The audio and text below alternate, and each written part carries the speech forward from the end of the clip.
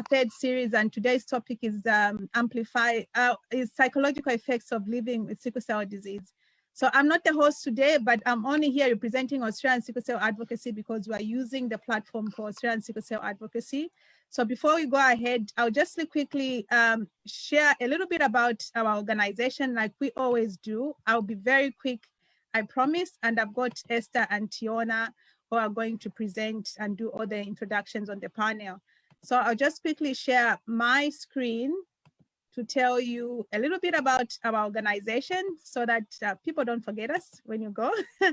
So as I said, Agnes, I'm the founder and executive director of Australian Sickle Cell Advocacy. I'm an RN, an accountant, a banker, everything in me. We are an organization in Australia that is representing people affected by sickle cell disease. And we are in all major states except Northern Territory and ACT, where the capital city is Canberra.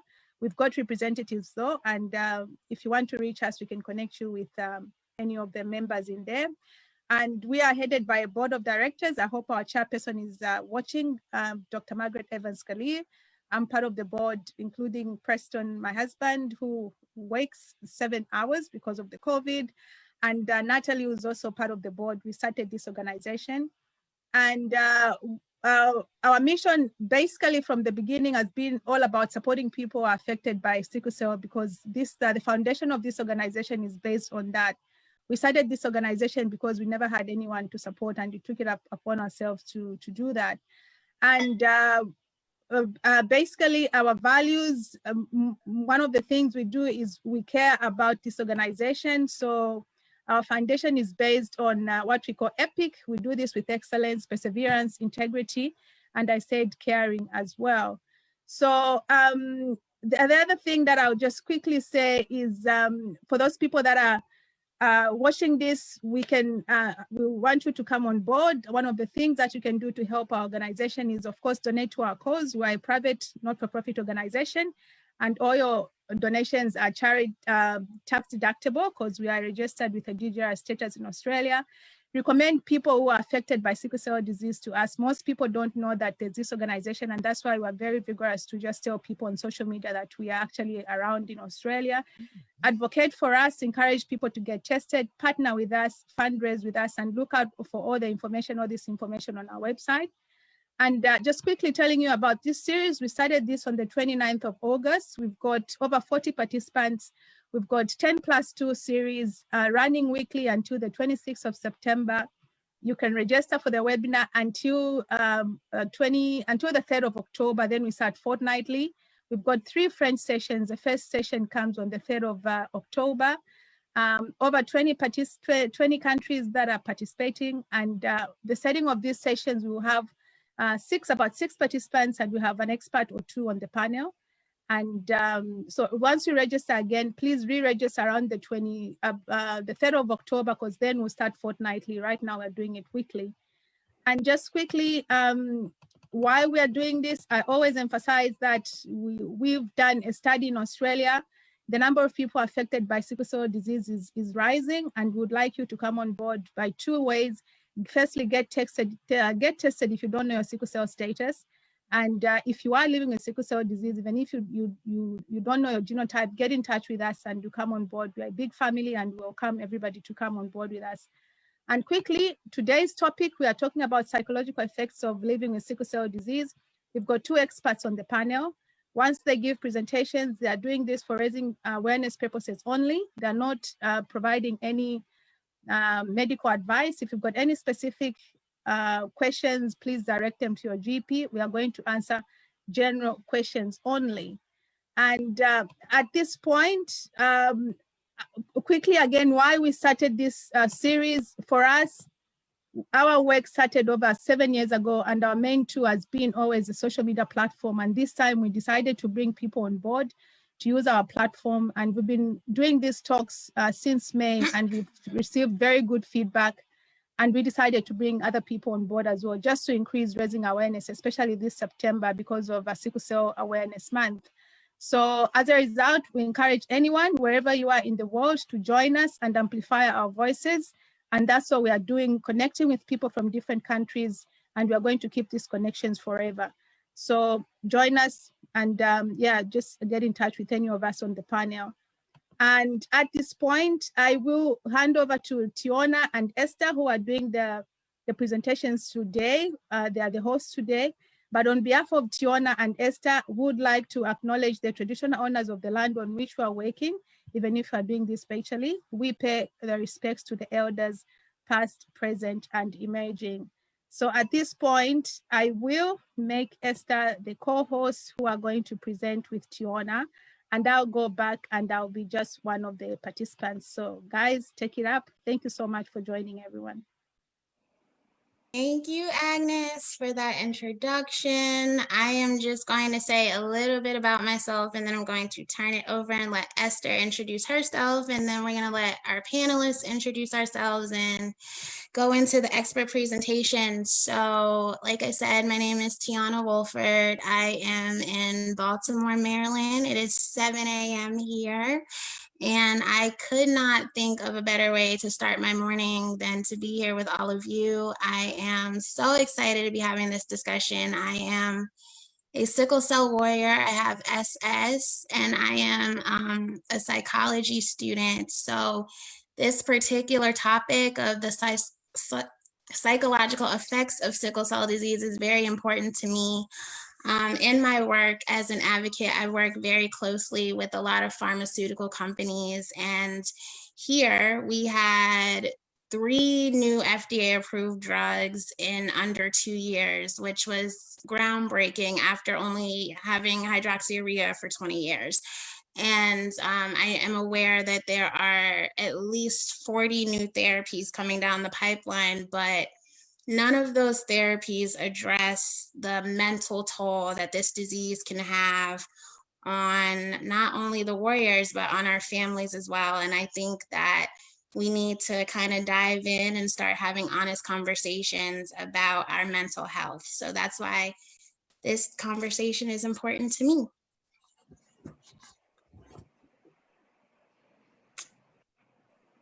Thank you, Tiona, for that very inspiring introduction of yourself and what you do.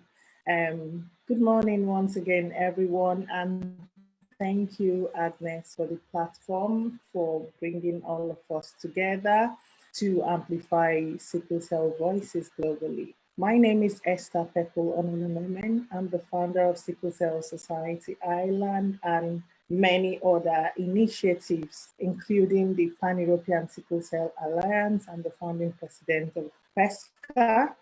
And I am a mother of 4, 2 children living with sickle cell. My oldest living with sickle cell, she's 20 and her younger sister is 18. And I have 2 boys who are AA. They refuse to share their genotype, so fair play. And as you can see with their ages, it's been almost 20 long years advocating for sickle cell. We came into Ireland at a time when sickle cell was relatively unknown, and services, you can imagine, you know, it grew into a challenge, a pediatric challenge for the health service sector. So that actually, you know, motivated me to begin to do a lot of groundwork and shaping my career pathway into even becoming a professionally qualified social worker, and started the society and a lot of other bits here and there. Like, if I go into all of that, we wouldn't get out of this, you know, virtual meeting today. So in relation to the psychosocial effects of sickle cell, personally, as a carer and one that, you know, has been at the forefront of breaking grounds in Ireland, I would have gone through so much of carer burnout.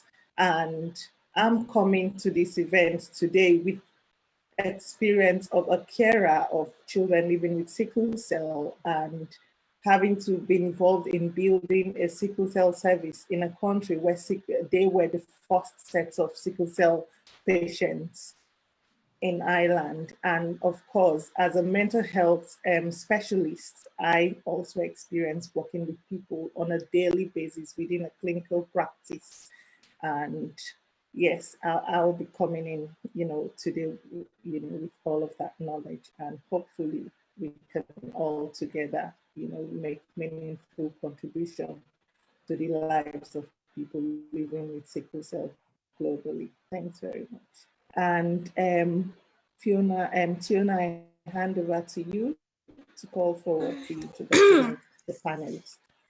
All right. Thank you, Esther, for giving us just a little bit of a glimpse into all the many hats that you wear. I am so inspired by caregivers who really get in there and get their hands dirty. So to my amazing panelists, it's your time to shine.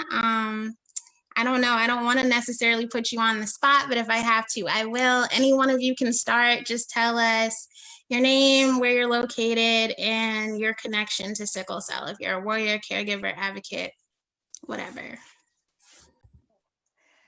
All right. I understand that I'm the first person who's going to be talking about psychological effects about sickle cell. My name is Rachel Masiboy. I'm a psychotherapist. I'm psychology trained and social work trained. I'm in primary mental health in Australia. So what I do is I support people that are suffering from sickle cell, people that are suffering from cancer. I also support people that are suffering from conditions like sugar diabetes, and to mention all the mental health chronic diseases that we look after, like schizophrenia, depression, anxiety, post-traumatic stress, and all sorts. So I am partly in private practice, and I work, I've just got into forensic psychology as well. I work for the Department of Justice 4 days of my week, and 1 week I'm in private practice at the moment.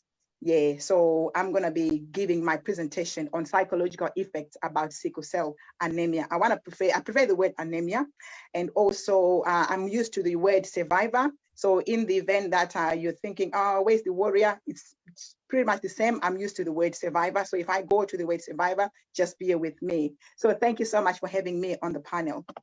So because I'm not a physician, I'm not going to go into the details. I'll just read through my slides. And as we go, I understand that Agnes, can I please have my slides on the screen right now so I can get straight into the presentation. Sorry, Rachel, we're just introducing our panel.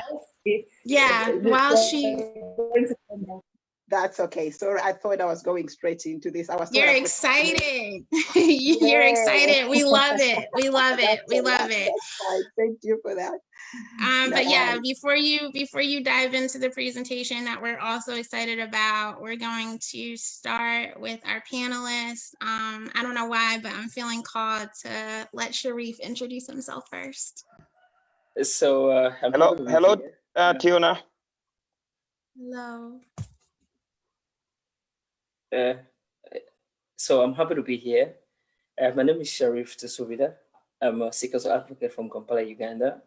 I'm right now in Lawrence, Kansas, where I work with the Royal Owen Sickle Cell Association of the Midwest. But I was the first executive director of Uganda Sickle Cell Rescue Foundation in Kampala, Uganda, and I'm a sickle cell warrior. Thank you. Okay. Tiona? Yes. Hello, Tiona. Me? Yes, I can hear you. Go ahead. Okay, thank you, Tiona, and thank you, Esther, and so for. Yes, I said thank you to all of you, and I for coming late. The network over here is really crazy. My name is Aliu B.W. Sambu. I am sickle cell warrior, to the president of the Gambia Sickle Cell Association, Banjul chapter. I am an advocate and also a thank you all. Okay, Selena, do you want to go next? Hi, good afternoon once again. My name is Selena. I am a caregiver to a 15-year-old sickle cell warrior. I work for Children's Sickle Cell Foundation, and also the interim chairperson for Sickle Cell Federation of Kenya, which is the umbrella body for sickle cell organizations in the country. We are happy to say we registered the organization just early this year in January, And so far, so good. We've managed to come together and speak in one voice. So sitting in this panel just adds more value to the work we are doing in Kenya. Thank you very much. Nice. Do we still have Daniel with us? Yes, Tiona, I'm here. Okay. Hi, I'm Daniel Nyakuche. I'm based in London. I'm not directly affected by sickle cell, but I work as a welfare support advisor at the Sickle Cell and Thalassemia Center in the southeast of London. So this is sort of my affiliation with sickle cell. In the past 6 years, this is what I've done. Try to put a bit of a smile on people's faces. So this issue of psychosocial issues in sickle cell comes up a lot. And unfortunately, it seems to me that not a lot of effort is directed this way to try and deal with some of the underlying causes. So yeah, I'm here today to learn from yourself, the experts. I'm not a clinician, so yeah, I'm almost like a student of sickle cells today. Yeah, thank you very much. Yes, but your perspective is still incredibly valuable. It's always so inspiring to hear from individuals who are invested in the sickle cell community without being directly impacted. So I love that. And we look forward to learning from you because you are an advocate and you work very closely with the population. So we're looking forward to that. So with that, I don't know, Dr. Allen, if you wanted to do a brief intro while we were pulling up Rachel's slides, or do you want to save your intro for just before your presentation? It's up to you. I can do a brief intro if you want. Okay. So my name is Alan Tien. I'm also in Baltimore County, actually. And I've been in I actually, 3 of my early years of childhood were actually in Australia, in Canberra, and I've been in other places over the world. So I'm a psychiatrist, and I came to Johns Hopkins as a postdoctoral fellow in 1986, and ended up staying there as a assistant professor in the Department of Mental Hygiene. We focus on epidemiology, prevention and services research for mental disorders, and got active with WHO, was in London multiple times, spent a month in Egypt, spent time in India, many months in India. And of course, it's interesting, no one in India really I talked to that had any idea about sickle cell, although it's actually fairly prevalent. Right. And also in Taiwan and China and other places. So I've just had that good fortune to see a lot of the different parts of the world. And we have a project live right now in Africa, in DRC, Uganda, and Rwanda, focused on One Health model for conservation of mountain gorillas. But I got introduced to sickle cell as a problem by someone in the Maryland Health Department. You probably don't know, Dr. Susan Panny, and she was very dedicated to taking care of babies, who were born with sickle cell. She was kind of the one-man 24/7 database. Whenever the ED would call, they'd come up with a patient, they didn't know what's going on, they would call her to find out if that baby had sickle cell or not.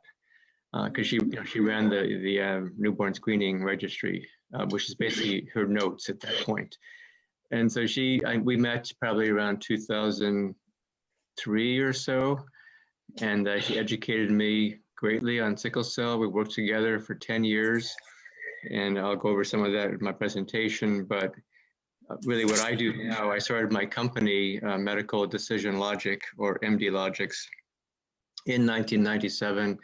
To develop software technology that would bring science and practice together. And I've been doing that now for 23 years. And we have some pretty good tools, which I'll also talk about when I present, but really looking for collaborations and partnerships. And in my sickle cell efforts, I work with folks at Howard University, some of whom were from Ghana. So lots of conversations with people in Ghana, and also in in Nigeria, and tried hard, didn't succeed to get global fund support and other kinds of funding. But maybe with this group and others, we can maybe actually move some things forward. That would be great. Absolutely. Thank you for that. And now we'll turn it over to Ms. Rachel for her presentation that she's been anxious to share with us. Thank you so much. Thank you so much. Yes, so because I'm not a physician, some of these basic facts about sickle cell, I am just going to go through them as fast as I can, and I will dwell on the psychological effects of sickle cell. Yeah, so I'm hoping my slide is going to be on there as soon as we can. Agnes, thank you. That's all right. Thank you so much. So I'm presenting about psychological effects of sickle cell anemia. As you can see on the illustration that is on the #1 slide, we can see the difference between the normal cells and the sickle cells. And the red cells are supposed to be round, as you can see them, and the sickle cell, they're shaped like a crescent shape. I think most of you know about this, but we just need to know why we call them sickle cells. And sickle cell anemia is one of a group of disorders known as sickle cell disease. And what we're saying here is that there's no one size fits all. There are variations. There are variations of these sickle cells in people's lives. And these red blood cells are shaped like sickles, crescent moon, instead of a normal round shape. They sometimes get stuck in small body vessels. As a result, sickle cells die easily in human bodies. A shortage of red blood cells then reduces blood and oxygen circulation, causing fatigue and sometimes fainting in other people. Normal round blood cells are flexible and they move easily in the blood vessels, supplying enough oxygen to the parts of the body. In ACA is actually an inherited red blood cell disorder. So sometimes you find that there could be more than one member of the family who's suffering from sickle cell. The thing is, it's a chronic disease and there's no cure for most people. Treatments can relieve pain and can prevent complications, but it is still very important to find help and manage these symptoms. Onset of sickle cell is usually around 5 months of age, and it varies from person to person. Anemia is one of the symptoms. Sickle cells, these sickle cells, they die easily. A shortage of red blood cells reduces oxygen circulation and causing fatigue, like I said before. And there are also what we call episodes of pain. So that you could have some good days, but there are times when there's so much pain in the body of the person that is suffering sickle cell with sickle cell. And this pain is usually in the abdomen, in your joints. Sometimes it could be, it could cause your hands to swell and your feet to swell. This pain varies in intensity. Some days are better than others. It might last for a few hours or a few days or a few weeks. It all varies. There is no one size fits all. The swelling of hands and feet happens when sickle cell shaped red cells blocks blood flow to the hands and the feet. And there are also frequent infections. For example, sickle cells can damage the spleen, increasing the vulnerability to infections. Children with sickle cell receive vaccinations and antibiotics to prevent infections. So it's important that when you have sickle cell, make sure you're managing any other form of infection that gets into your body. It can also cause what we call delayed growth and also puberty. So parents with children sickle cell, they often get worried. That's why we want to make them aware of the mental health issues around sickle cell, because when your child is not growing well, you're bound to be worried. It can also cause vision problems. For example, when the sickle cell, sickle cells blocks in the tiny vessels in our eyelids, they sometimes damage what we call the retina, which processes visual images. So it can come with also other health issues. So it can be a stressful condition to have. So psychological disturbances. I've been looking at research from Kerry Kerry Medlidine, who did a research about how much sickle cell affects people psychologically. And in that research that she carried, it says that people suffer anxiety. There are about 9% of people who suffer anxiety as a result of having sickle cell. Some people also have depressive episodes, which is about 49%. 49% is almost half of the number of the people that are experiencing that have the condition. So as a result, 50% is a lot of statistics. So it means we need to address the psychological and the psychosocial problems. And we also have 31%, but 29% who actually suffer from depression. So which means mental health is a big issue with sickle cell.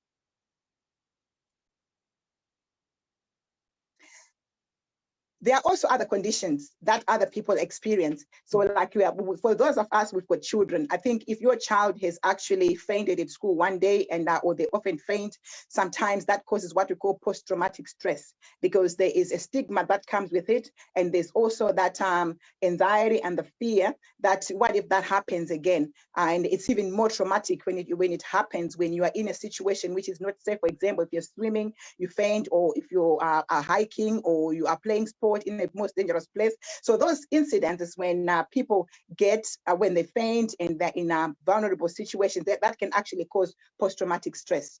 I'm not going to go into so much details about post-traumatic stress. I'll just read through the symptoms of it. So when you suffer from post-traumatic stress, it means you're simply re-experiencing the trauma. That is, you've got memories, you've got nightmares, you've got flashbacks about an incident that happened as a result of sickle cell. Sometimes people with sickle cell avoid reminders of that trauma. So if you find your children not wanting to go to school because they've been laughed at, sometimes you find your children not wanting to play sport as a result of what has happened in the past. It also brings negative thoughts and sometimes low mood. We also have some people with a fair bit of paranoia as well. They're very suspicious whenever they are not just having a good day, they're thinking, oh, am I going to have a full-on episode of either fainting or losing strength. Most of them with post-traumatic stress, they're usually hypervigilant. They're always scouting for signs. They're always scouting for symptoms in their body, and that reduces their quality of life. For caregivers and also some of the survivors of sickle cell, they go through a process called grief and loss. It is an adjustment process. So what that means is when you get to know that you have got sickle cell and it is no cure, and learning that you need to live and learn to live with it can be very confronting. So people go through a process of grief. So the process of grief goes with a roller coaster of emotions. So the first stage is denial, where you've just heard the news, but you're thinking, am I still dreaming? Is this going to happen? Is it true that I'm not going to get a cure? I'm going to live with this disease. And after a period of time, you realize that, right, I'm getting all the help and it's not going. And then you end up feeling very angry. And this is actually very common for parents. They get angry about their life. Why me? When you ask yourself those questions, you need to know that you're going through grief. And then sometimes people progress to a stage called bargaining. So bargaining is like you're learning to accept your condition, but at the same time, you are just thinking that if only I could be able to manage this. It's like you trying to get the best out of it and trying to negotiate with the system. So this is when you're starting to, okay, like, let me get treatment. Let me be compliant with treatment. And sometimes you're thinking, can I get as many specialists that can help me to cure this? You find yourself trying everything, GPs, specialists, naturopaths, or any other thing, because you're so desperate because you want this to go away. So that's a bargaining stage. It's normal, and it's part of the grief and loss process. After a period of time, you realize that everything you have done, all you can do is to manage symptoms of sickle cell and manage what we call that putting off spot fires. For example, if there are any infections, this is when people get into what we call the depressive episode. So the depressive episode is like you're flat for a while, you can't be bothered. Why bother? Why is life like this? And for survivors, you find that some people are so depressed, they're even thinking there's no light at the end of the tunnel. They are thinking, do I take my life? So when you have those thoughts, it means you need to get intervention, because sometimes it's usually part of that grief and loss process. After a period of time, you realize that I need to face my demons. That's what they say in mental health sometimes, or it's time, okay, right, this is what is happening in my life. I think I need to accept. This is when you are doing everything you can to manage the symptoms. You are doing everything you can to live a life positively, but with that condition. So psychological interventions for sickle cell. We have what we call psychoeducation. I think this is exactly what we're doing in this panel. It improves the knowledge and the understanding regarding the illness. Improved knowledge increases capacity to better cope with the condition. And also in this psychoeducation sessions, they form what we call support groups, which enhances your motivation through shared experiences. When you realize that other people are suffering from this and you hear how they're managing, how they are coping, it's like you're giving yourself therapy. So that's a way of managing and a way of an intervention. So psychoeducation will also benefit the affected and their family groups. At least getting an understanding on what you are dealing with will help you to focus on proper treatment and management of the condition. And those of you who have actually experienced post-traumatic stress, there's what we call trauma counseling, trauma from losing consciousness in public, or trauma from any other embarrassing situation or any other life-threatening situation that you found yourself in as a result of sickle cell episodes. And then the major therapy that we use for interventions for people that are suffering from psychological distress with chronic disease is what we call cognitive and behavioral therapy. It comprises of two psychological approaches, which is cognitive processes and behavioral techniques. CBT, the CBT premise is difficulties in living, relationships, general health, work have their origin in thoughts, emotions, and behavior. That is where this is the foundation of the cognitive and behavioral therapy treatment. So the aim is to challenge the inappropriate self-defeating thoughts. And then the behavioral methods, our premise is, we believe that inappropriate behaviors are learned and therefore can be unlearned. To provide strategy, so the aim is to provide strategies to manage pain and distress. So to improve mood and psychological coping ability. CBT can be offered to patients with sickle cell anemia, individually or in groups like the way we are. We can actually form groups to provide group work, cognitive and behavioral therapy sessions. A comprehensive neuropsychological assessment might be used as a basis for CBT treatment. So what are we saying? There are also people who might end up with acquired brain injuries in the event that the sickle cells get stuck somewhere in your nervous system or in your blood. So as a result, you might need a proper neuropsychological assessment so that the therapist can be able to adapt their therapy regarding on where you are at in terms of your cognition. And then with CBT, the first aim, like we said, we are addressing our thought patterns, is to identify unhelpful thinking patterns. Some they call them thinking errors, but I want to use the word unhelpful because it's more empowering. And then you need to learn how to challenge the unhelpful thinking. So this involves evidence checking, perspective taking, and sometimes thinking about consequences in the event that you're thinking of committing suicide. And also, the ultimate goal is to learn and to adopt helpful ways of thinking. So your therapist can help you to go through this and help you learn how to use this technique, these strategies. And then in between the thoughts, we have what we call emotions. So we have what we call emotion management strategies. There's a time when your emotions have already taken their toll. You're already stressed, you're already anxious, you can't even go out of the house, you can't even work. And so in this particular time, we employ what we call emotion management strategies. So the aim of emotion management strategies is to increase your distress tolerance, because distress is going to be inevitable when you're living with sickle cell. So the strategies that your therapist will go through with you are called mindfulness, relaxation, breathing exercises, progressive muscle relaxation. This will help you with your emotion management. And then we have what we call behavioral strategies. And this behavioral strategies, it's a lifestyle that you need to adopt as someone who's living with sickle cell. So these behavioral strategies will include things like scheduling pleasant activities, adopting healthy habits. For example, soothing activities like showers, bubble baths, hot water bottles for pain soothing. And also a lifestyle of exercise to produce endorphins so that you're more happier in your life. And exercise always improves the whole functioning of your body, every part of your body, including your veins, including your cardiovascular, and it helps you to have a better, a healthy life. And then some of the behaviors is to use distractions during the time when you're experiencing pain, where you're gonna watch television, movies, comedies, some things that makes you very happy.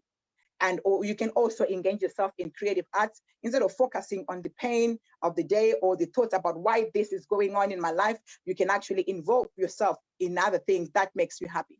If you're a musician, pick that harp and play it, pick that guitar and play it. For people that are at home, you can also adopt gardening as one of your strategies. Right, so when we learn that we have got sickle cell, it is also important to know that we need to have our what we call a resilience plan. How am I going to power through the times when I am not feeling well, the times when I'm very low? How am I going to power through that? So the first thing is with resilience plan is you need to comply with your regular medications. What that means is all the help that the doctors are giving to you, try and use it as much as you can. You also need to learn about the early warning signs. You need to know when you're about to have an episode, where if you know I'm going to lose, there's going to be fatigue or anything, know about your early warning signs. Once the early warning signs are coming your way, what you need to do now is you need to talk to someone as soon as possible. And this person can be a professional, a family member, or a peer. And I encourage people to have your own therapist if it's possible. You might not see them every week, but even if you know that I can see them once in 2 months or once every 3 months, it helps you and it also eases off the burden from your family. We also need to include the steps that you need when you're experiencing symptoms of anxiety, depression, or symptoms of the actual condition. You need to see your GP as your first port of call, then your psychologist or a counselor, mental health social worker, mental health occupational therapist, mental health nurse or psychiatrist, or a pain management clinician. If you get suicidal, know your local mental health crisis number. I didn't provide numbers today because we are all coming from different nations. That is your hotlines. We are talking about your suicide hotlines. And then if you are working, you also need to organize your work. Remember to, if your body is not feeling well, if you're not feeling well psychologically, you need to rest and make sure you organize sick leave and take rest. So this is what I have to share with you. I'll be waiting for questions at the end. Thank you so much for your time.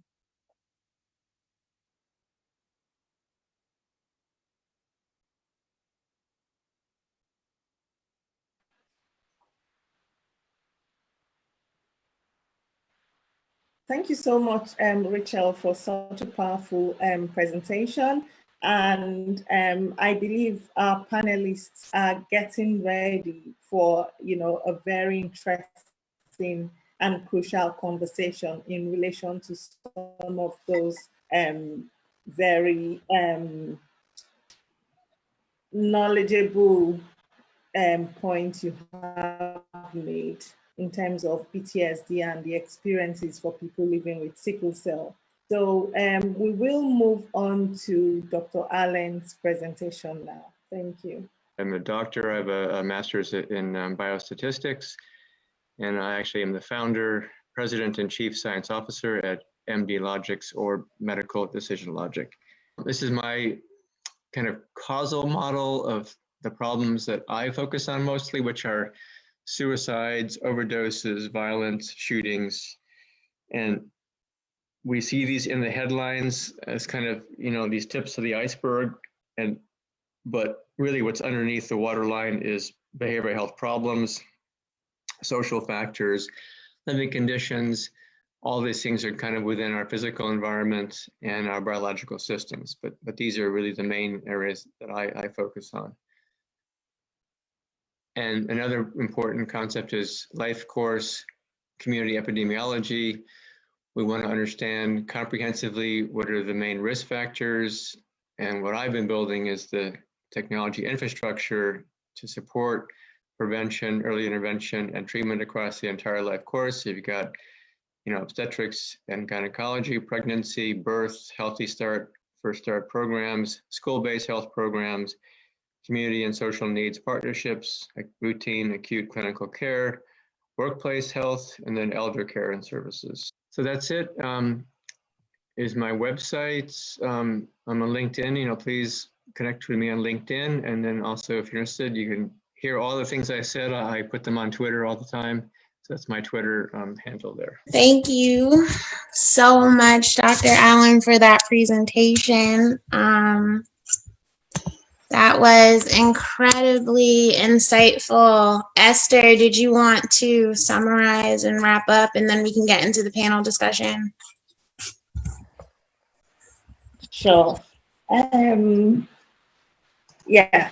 Thank you again, Dr. Allen, for that presentation, particularly in the current wave, of the pandemic, the use of telehealth, technology, and newer ways of developing AI, machine learning, and all of that, integrating that into healthcare delivery has been popping. So this is a very interesting presentation. Unfortunately, we do not have enough time and even the audience to hold the conversation the way it should have.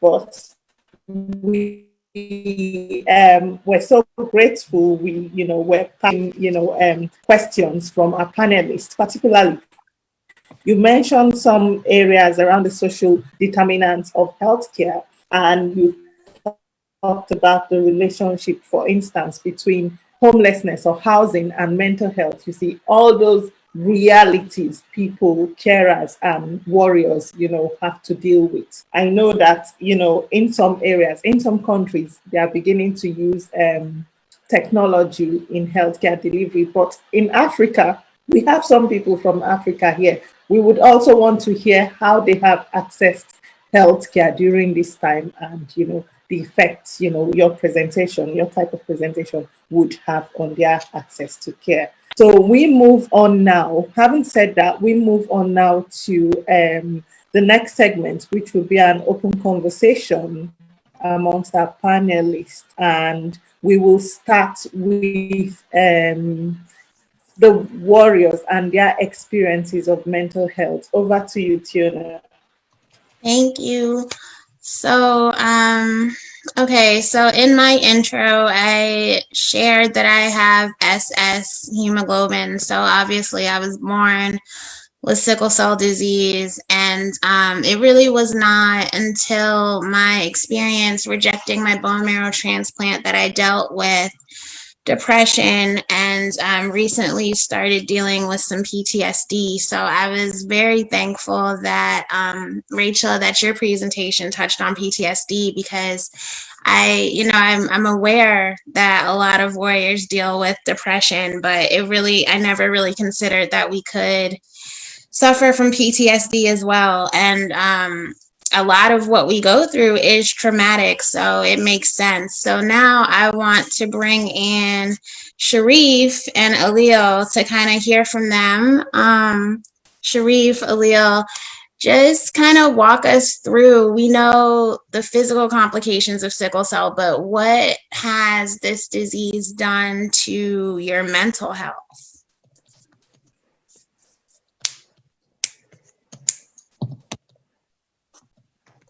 Yeah, hello? Yes.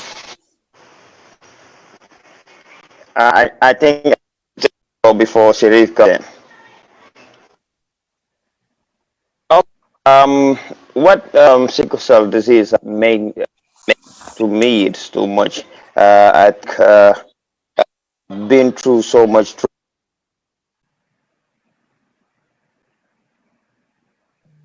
from and so much depression.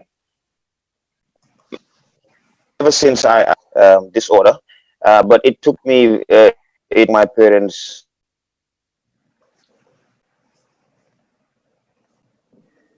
a long time before which made them suffer a lot as caregivers.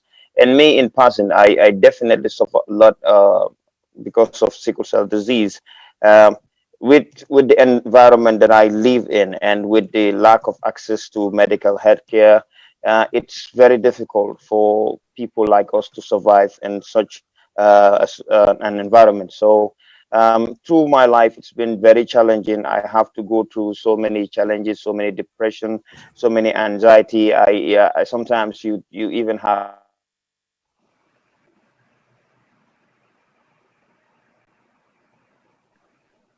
the suicidal thoughts in you or give.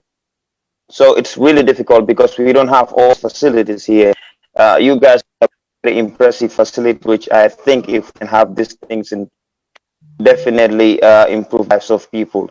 Just yesterday, I have to wake up. I have to be up the whole night because I have a patient that is in pain, and she sleep. You know, she was going through so much pain, so I have to wake up. I can keep her company, motivate her on. She was so it's very difficult. You know, we have to take the challenge. Years and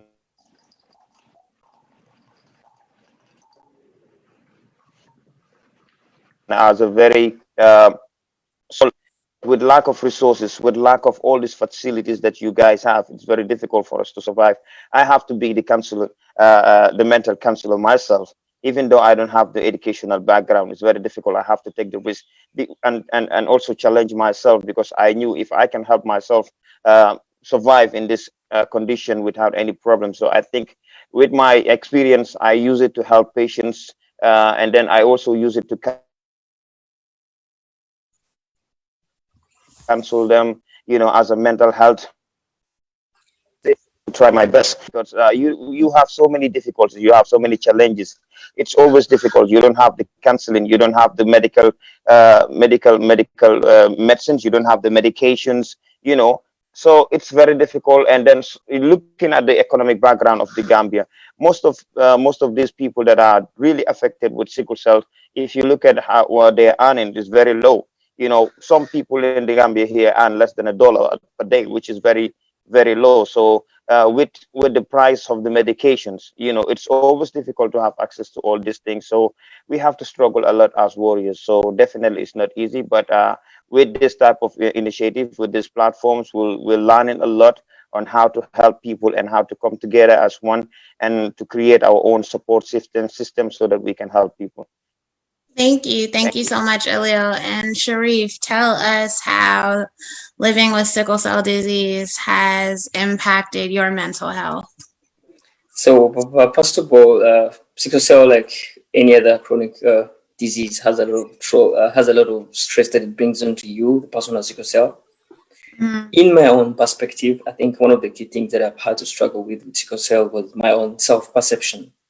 Because when I was a person who had sickle cell, I had a lot of jaundice. My eyes would always be yellow. I had a distended belly, and so when I'd be at school, I mean, I'll probably look very different from all other kids, and that was a big issue because I did have a lot of issues trying to accept the way I was looking, and trying to explain myself to several people asking me, "Why are your eyes yellow? Why do you have a big belly? Why are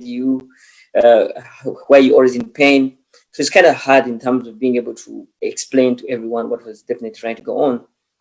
But I think the biggest toll on me was trying to fit in because as a young man, as a young person growing up with sickle cell, it was a big deal trying to fit in because I could not play like the games I wanted to play. For example, I mean, I couldn't play this. I wanted to play soccer. All my brothers were soccer players. I have brothers who play professional soccer. But I was the only guy in the family who couldn't play soccer. So it was kind of funny that I couldn't fit in. Like you come and you can't be part of what everyone is doing, and that was pretty a big deal to me. I think at some point in time when I was growing up, I did go through episodes of depression where I would always want to be alone. I didn't want to talk to people because I already had these thoughts that were running into my mind. I mean, like, how am I going to do it?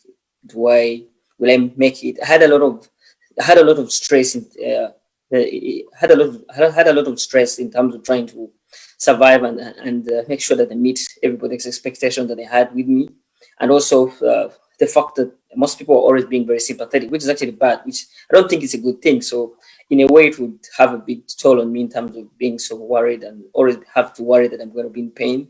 And there's some times when I did have to experience a lot of chronic pain. That's been a big deal because even up to now, I mean, I'm not dealing with chronic pain right now, but a few months back, I had a chronic issue I was trying to deal with, and that was a big toll on my productivity because I had to worry about, am I going to be able to make it through my day tomorrow? Will I be able to make the meetings I'm supposed to attend? Will I be able to meet this and meet that? So that was pretty very challenging. So I'm trying to learn to cope because this an illness I have to live with for most of my life. But truly, I mean, it has had a big mental toll on me. Yeah, thank you.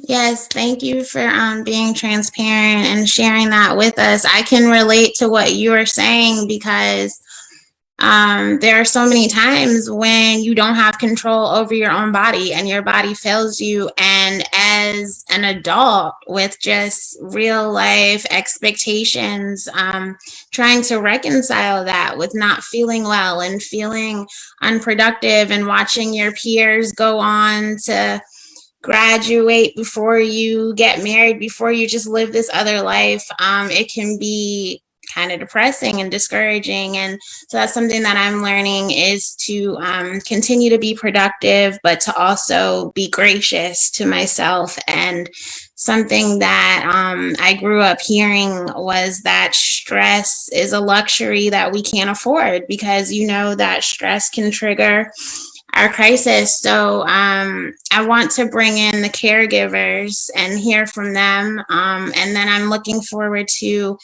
talking to the experts and getting some coping strategies so that we can kind of keep pushing through and keep our mental health in check. So I'm going to bring in Selena and Daniel. I know that you aren't the parent of a warrior, but you work closely with families impacted by sickle cell disease. So we are lumping you in with Selena and considering you a caregiver. So one of the things that I hear from a lot of caregivers is this thing about caregiver burnout and sacrificing so much to take care of the patient and then often neglecting yourself. So I wanted to bring in Selena and Daniel and talk to you guys and hear how sickle cell has impacted your life and what you are doing to take care of yourself, if you are taking care of yourself.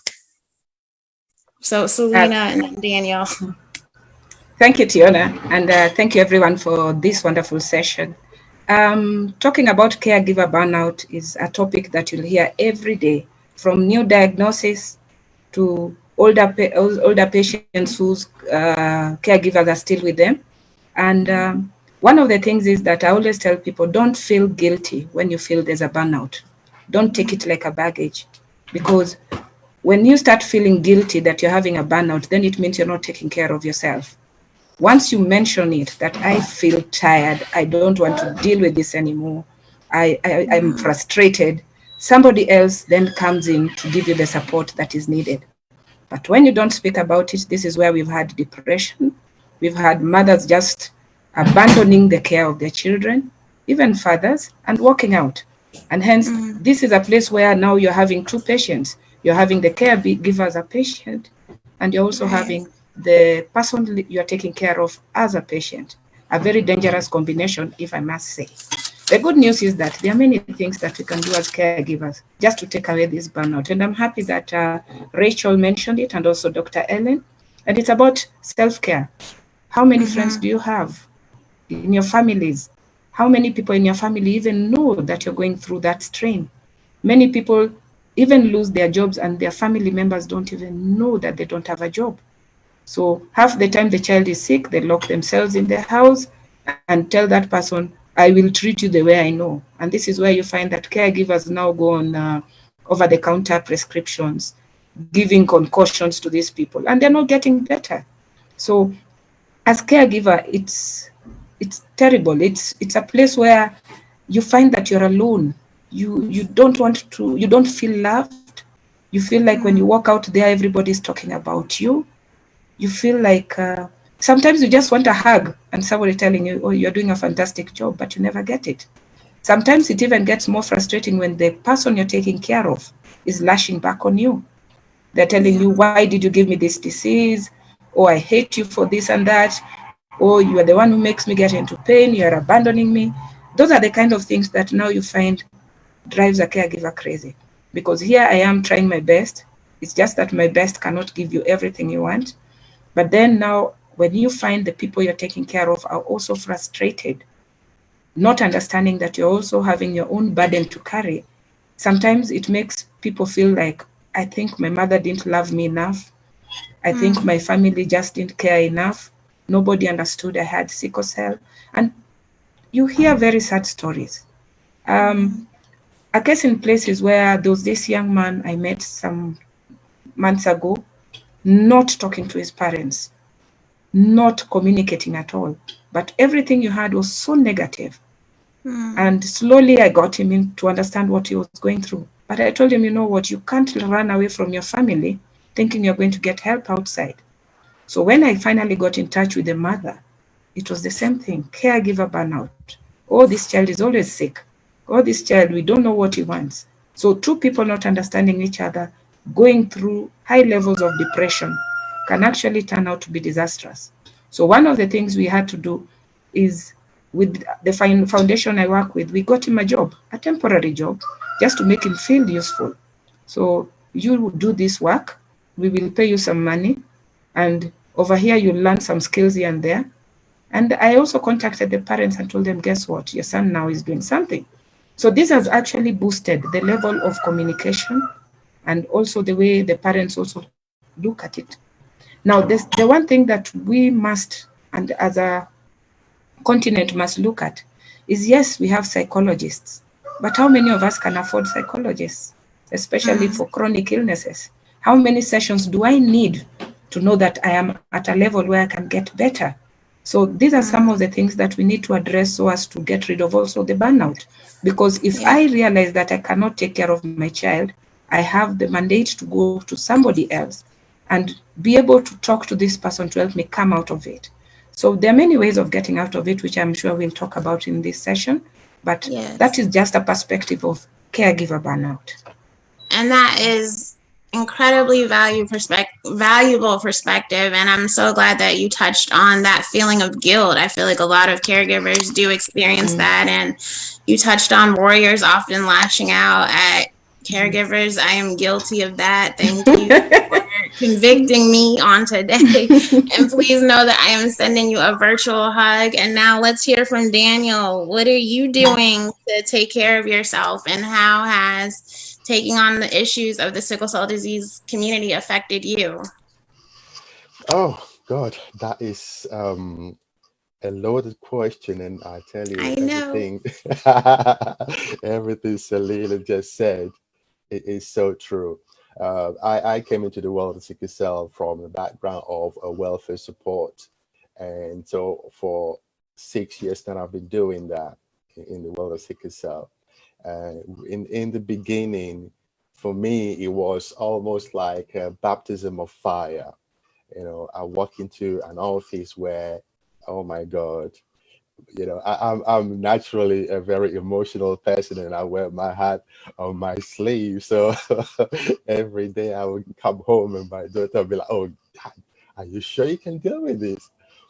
So my outlet to try and deal with those challenges that I was finding at work every day was to actually set up this sickle cell welfare forum, which I think is how myself and Agnes connected from the beginning. So it was literally a place for me to let loose of steam. Basically just not talking to anybody in particular, just posting stuff about how I was feeling, how I felt that the community is being shortchanged, the lack of support, the simpler, the most basic of welfare needs were not being met because the welfare systems are designed in such a way that the qualifying conditions are so tight. So people are not getting the help. And so I felt completely frustrated to the point where I was taking the whole thing a bit personal. But, to try and cope with that, I will walk home from work, maybe an hour and a half, and just listening to music and just basically try and switch off. But that was still quite hard. So I now went off and created a WhatsApp peer group for the community with the hope that if I can maybe tap into the sort of energy, because what I identified very quickly was that, regardless of the challenges that people were facing every day, they had this strength that I couldn't quite figure out where that strength was coming from. So I wanted to tap into a little bit of that. So I set up this WhatsApp platform and basically encourage the community to join. And so all the conversations that were going on, I can use a bit of that to try and deal with my own challenges of, so that I'm not feeling so much like I'm failing the community per se. But in terms of the carers that I'm dealing with every day, it really is a challenging situation in the sense that if you have a mom with a young child who is in school and mom is trying to work, but she's getting this constant phone call from school, listen, your child is sick again, can you come pick him up? And so mom cannot work and keep bringing in the money that she needs to support her children. And the minute that happens, employers are going to look to get rid of mom. And so that becomes a bigger problem. Child is missing school, an even bigger problem for mom and the child that needs this education with the hope that someday perhaps they can achieve life goals. And that cycle goes on and on and on and on. So the saddest aspect for me, I think, is the fact that, as a society, we haven't quite figured out how we will support the weakest in our communities. And so that is a bit heartbreaking. So not only is mom has just lost the job, there's no money coming in, child is struggling with education. And so the child is experiencing this extreme of emotional roller coaster, which obviously would affect our mental health. Mom is dealing with her own mental health challenges because of this. So it is a tough situation, but the help that is available somehow is kind of directed a bit towards the child rather than the caregiver, or the person living the condition rather than the caregiver. So as a caregiver, you are expected to be the strong one and pick up everything that is going on with the person you're looking after. So we have a long way to go. It's getting better. In the 6 years that I've been there, things have improved, but we have a long way to go to understand that it's not just the person living with the condition that needs that support. The caregivers too do need it. Right. How we do that is the big question. We'll keep talking about that, and we'll figure it out. But and to your point about feeling like as the caregiver you have to be the strong one, that's interesting, because I can say that as a warrior, I feel that I have to be strong for my family. And so that's interesting. But thank you for that perspective. And please know, I have not known you long, but there is no way that you are failing the community. Please know that.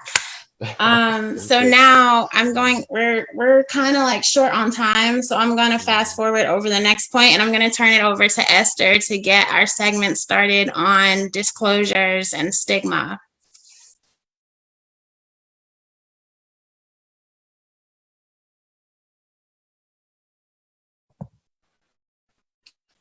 Sorry, I didn't realize I was muted. I have this habit of muting myself when I'm not talking, so my apologies. Thanks very much, Tiona. Thanks, Aliu, Selena, Sharif, and one am I missing? Daniel, for your contribution in this segment. So our next topic of discussion would be addressing stigma and disclosures attached to mental health. As we all know, stigma is a huge topic when we talk about sickle cell. Separately, it's also a huge topic. So you can imagine the combination of sickle cell and mental health is double jeopardy. I don't know if you get what I'm talking about here. So, and again, the perception of people globally that sickle cell only affect Black people is a different stereotypical form of stigma on its own. So here we're dealing with 3 strands to stigma. We're talking about the stigma of having, a diagnosis, a condition. We're talking about the stigma of having mental health, and we're talking about the stigma of being Black. So you're Black, you have sickle cell, and you have mental health. So how do we deal with this triple jeopardy of stigma? And how does stigma affect our mental health? First of all, that's the question. For me as a caregiver, I've been through the phases, but like perspective. So it would be important to hear from our caregivers here, our service providers, our experts, and our patients, what their experiences are. For me, I would have experienced that from, that diminishing of self, stigma robs of your social opportunity. It worsens how you feel. It impedes getting help and treatment. It breaks down relationships. It results in poverty. When we say stigma robs someone's, social opportunity, for instance, when you feel ashamed of yourself or you feel ashamed of, your health, it robs off your capacity to access support or access service. This is where the whole process of loss and grief Rachel talked about comes in. You're in denial, you're being angry, you're bargaining, you're beginning to feel low, you're beginning to feel paranoid, you're not accepting. There's this huge strife in the family unit between yourself and your partner, or between yourself and your child, tantruming, the one with sickle cell, or there's sibling rivalry in the home. So these are all the things we want to have conversations around. And I would like to really, really hear from Aliyu, starting from Aliyu, and Sheriff comes in second, and Selena comes in. But before I go to questioning Aliyu, to hearing from the warriors and the caregivers, can I please hear the expert perspective of what I've just, the scene I've just set? Dr. Allen, please, I'll give you 2 minutes to talk about that, please. Okay, thank you.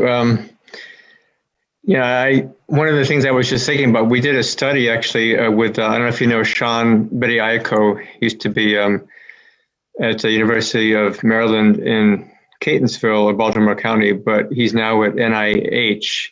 But I helped him with a study of daily experience of pain, mood, and stigma for sickle cell patients. So I just actually emailed him. I asked him, Sean, did you publish the results from that study? And I haven't gotten a reply yet, but that is his area of focus that he's, posted on his NIH staff page. So there's a lot to learn there. There's no question in my mind that these things are very interconnected in, how we experience it and how our brains work, how our immune system works. Again, all the things that we've been talking about are all interconnected. So the question is, how can we get better understanding of what I call, causality crisis, right? We still struggle with trying to convey how things are connected, how to actually understand it.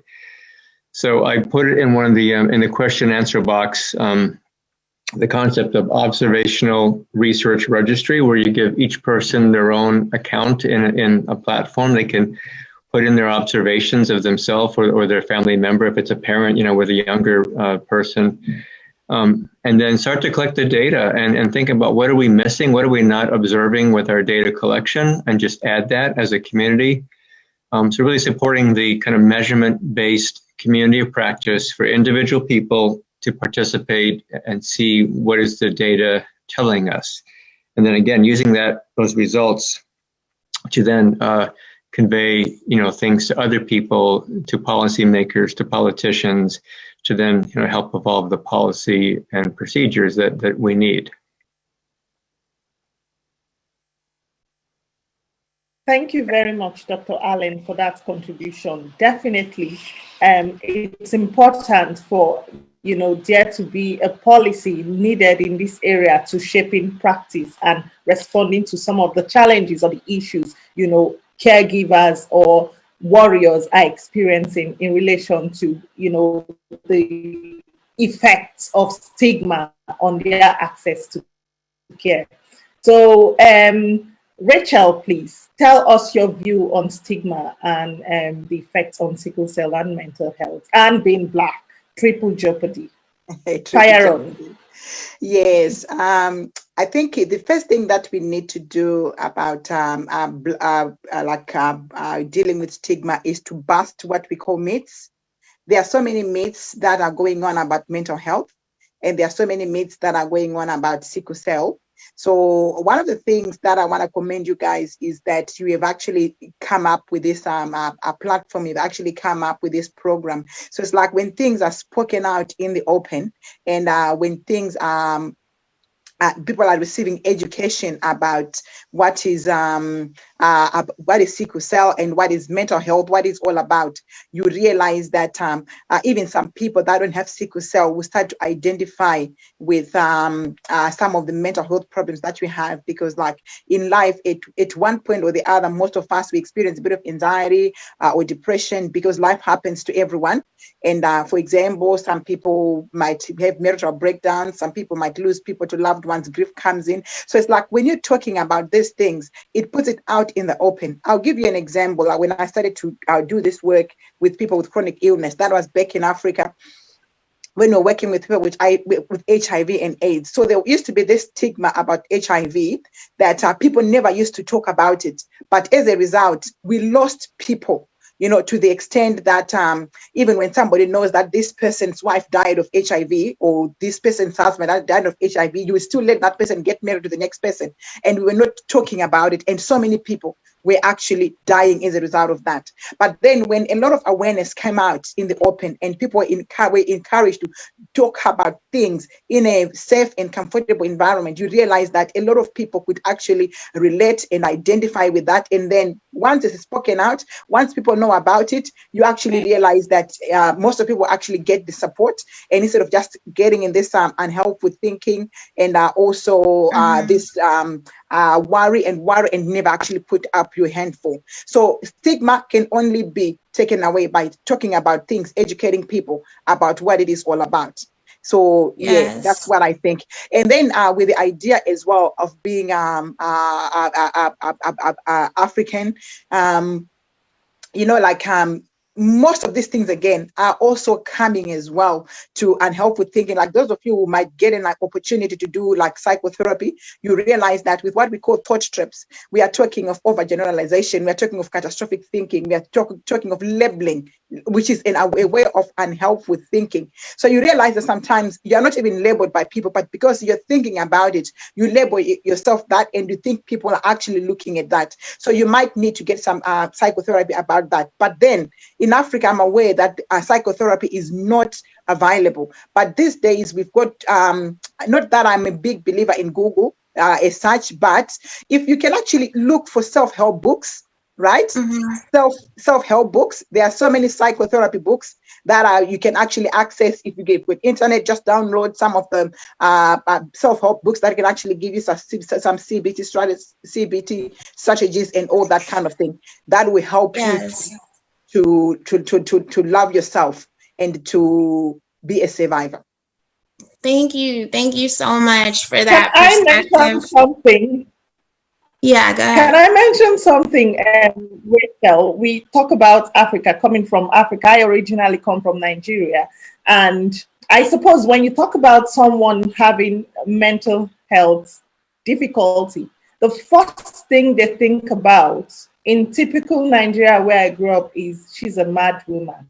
She's a madman. So I suppose even where we come from, there's a stigma attached to that, to mental health. Where we come from, there's a stigma attached to sickle cell, which Right. for those of us living outside of Africa, we do not experience in context that similar kind of stigma. So I'm going to hand over to Tiona now, who will be speaking to the warriors of their own experience from the different parts of the continent of stigma and mental health. Thank you. Yes, absolutely. And actually, just because for the sake of time, I'm actually going to open this up to the caregivers as well.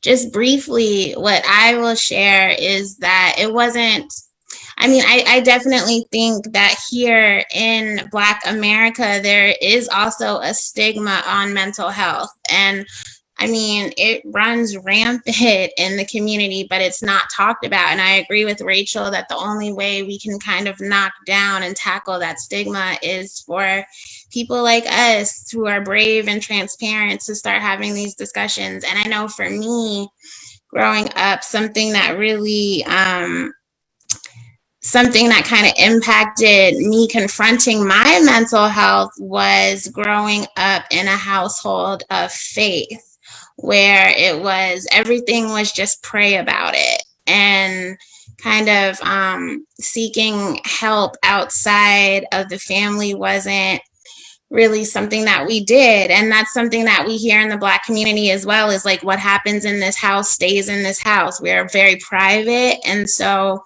the idea of going outside of your family and talking to an expert, that's sometimes frowned upon as well. So I want to bring in my panel and just kind of hear from you guys how stigma has affected you and stopped you or gotten in the way of you confronting your mental health. And I don't know, Sharif, Selena, Daniel, I don't know who wants to start, but give us your perspective on stigma and mental health.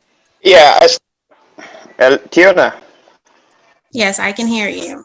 Okay, I would love to talk about the psychological effect on me personally. Like I said, like being a sickle cell patient and being the fourth person was diagnosed with sickle in my family, very difficult for me to quit, because I'm one that was diagnosed in my whole family, so it was really difficult.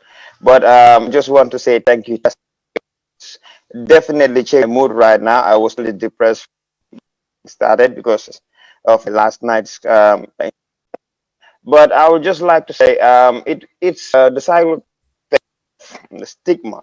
Like I said in our first session, patient in the community that I live, in the country that I live, you given a death sentence. You know, people see as a liability in society, as a liability in your family. So it's because it traumatizes you, it demoralizes you, it deprives you from striving, from doing things that you want to do. And me, as a sickle cell warrior, it was very difficult for me to even have a career roadmap, because actually I wanted to study law, but I said it was too long. It has 2 pages. I thought about being a doctor and all the same thing. I couldn't do it. I couldn't know what to do, so I have counseling.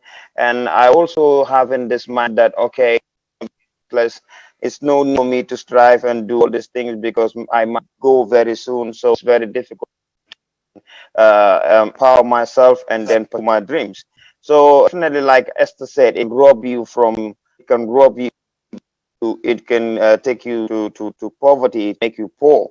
And is what it really does. Because like I could have the ambition that Celine to say, okay, you can pursue this, you do this, then by now I should have been a professional doctor, and I will am very happy, especially in the Gambia, that we don't have it ourselves, which is very frustrating. So definitely, it's very challenging. It's not easy. It's because you see yourself as as a liability in society, as a liability in the community.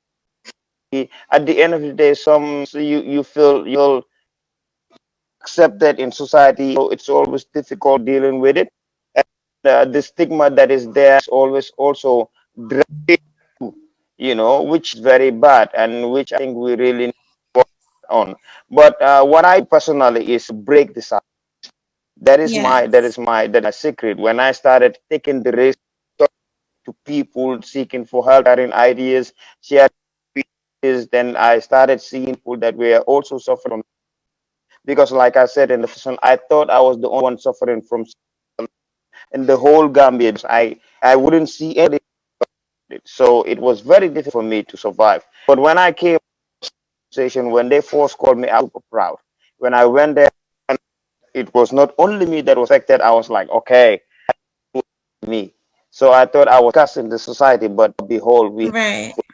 also feeling the same like me. So I relieved, I accepted in society. So it's not easy, but you have sometimes take the most Thank important you. thing is when Yeah. you talk about your sickle cell, you get relief, you get Right. experience, you get ideas, and then people help with so much experience that will improve your life. And I think what sickle cell warrior has to do, let's break the silence, talk about our issues, and then let us not feel Hmm. stigmatized, not feel as if we are liable in the community. Let us set as important as anybody else, and we can do whatever. Thank you. Thank you so much. Okay, Daniel, I see you unmuted yourself, so go ahead. Yes, absolutely. I wanted to say what Ali is. That was Ali, right? Yes. What he's saying is absolutely correct. As a community, we have to just keep talking, because when we don't talk, then literally we're not educating ourselves and our immediate families adequately about the conditions that we're living with. Um, and so if we stop talking at home, we're not going to talk in the community. So Right. I agree totally that we have to just keep talking. It is not a crime somehow that we're born with sickle cell and we are affected by it. It's a genetic condition. So let us not allow that to stop us. Yes, we come from a cultural background where it's almost like a taboo that you do not talk outside of your community, because Exactly. you don't put the family whatever out there. No, but I think this generation, we have to basically do something different, because that is the Yeah. only way we're going to educate people. Believe it or not, when I started working in the world of sickle cell 6 years ago, I knew absolutely zero about sickle cell, and I'm in my 50s and I didn't really know anything about it. And in the last 6 years, I have learned so much.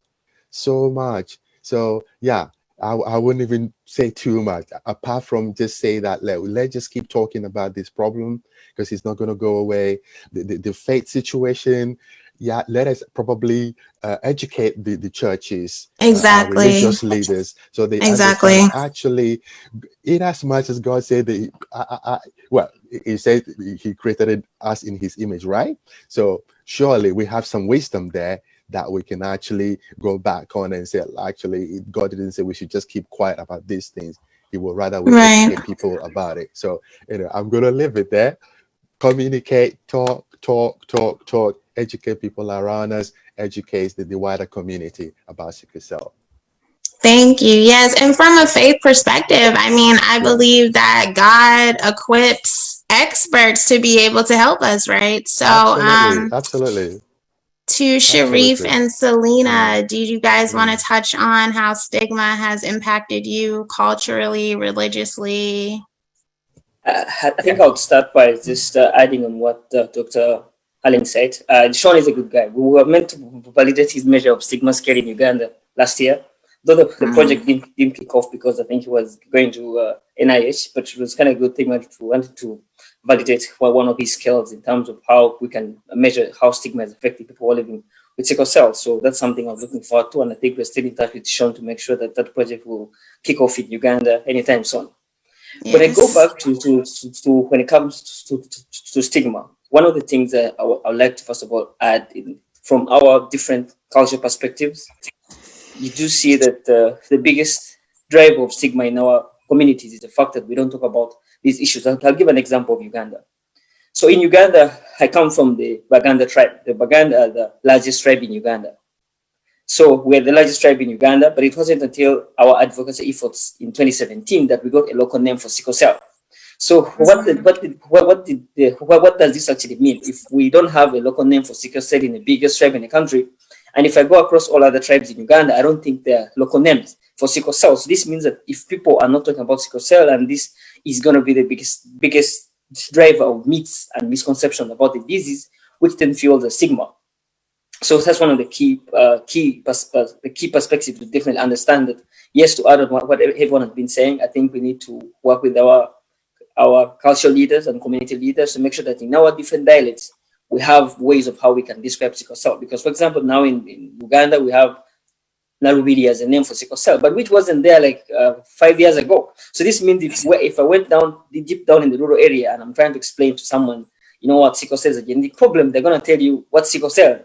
You can't find a local name to actually say what sickle cell is. So in a way, that distances the people or the community from sickle cell, because they see it from not being part. But yet we have lived with sickle cell for so many ages, so many years, and so many generations. It's genetic, and it's definitely going to be there. So that's one of the key perceptions, the key issues definitely be able to add in terms of addressing that. When it comes to myself as a person living with sickle cell, stigma has actually been a big driver in the work that I do, because I have experienced stigma as a child. As a young man growing up, as experienced stigma. I remember one of the issues when I was used to play as a young kid. You go to play and they say, which means do not play with him, he's sick. So this is a young boy who has come to play with his fellow kids, and the kids are saying, do not play with him, he's sick.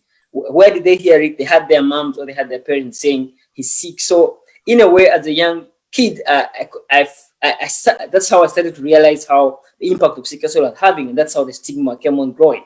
If I moved all my different stages in life, we definitely have a lot of stigma that's ongoing. And then I think one of the key aspects that we forget to add, with all the stigma that happened, with all the chronic issues that happened, then mental health issues will definitely come in. So we need to have a way of how do we tackle these things together, to know that when we address the stigma, people will be more comfortable, they'll have a better quality of life, which is what everyone with a chronic illness is seeking out for. So thank you.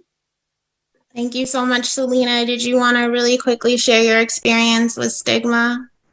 Yes, quickly to share it. First, I'd like to echo what everyone has said, and especially Sharif, the part of a local name for sickle cell. Same problem in Kenya. It's described in a paragraph or sentences, but there's no particular name that describes this disease that can make anyone want to associate with it or understand what it is. Now, quickly I'll just give a brief story, then that's what I'll share. Many years back, when my son was 3 years old, I took him to a clinic to be seen. He had a common cold, and I always disclose to any physician seeing him. So I told him, this boy has sickle cell anemia, but he has a cold, if you can check him. The guy kind of hesitated, and shortly after then I attended to him. And when he finished, he said he wanted to talk to me. So I said, okay, fine, shoot. So in the process of talking to me, he tells me a story about his brother who had kids with sickle cell anemia. Unfortunately, the family had more than one sickle cell.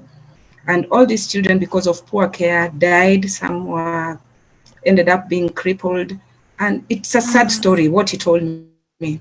And one of the advices he gave me was that I want you to go back home and tell your husband to marry a second wife, because all your children will die. This is a place where it hits you bad, because you're like, this is a village hero. I call doctors village heroes, because if any of my relatives is a doctor and walks to the village, everybody will listen to them. So this guy has just told me to go ask my husband to marry a second wife, and I'm the one to ask my husband. And in short, he's just sentenced me to a place where he's telling me all my children will die, but my husband has a chance. Why couldn't he just ask us both to get second husbands and wife? So this, for me, is what gave me the power to come and work as an advocate. I meet mothers and I give them hope. I meet fathers and I give them hope, because nobody can give you judgment just like that. But again, I don't take it personally.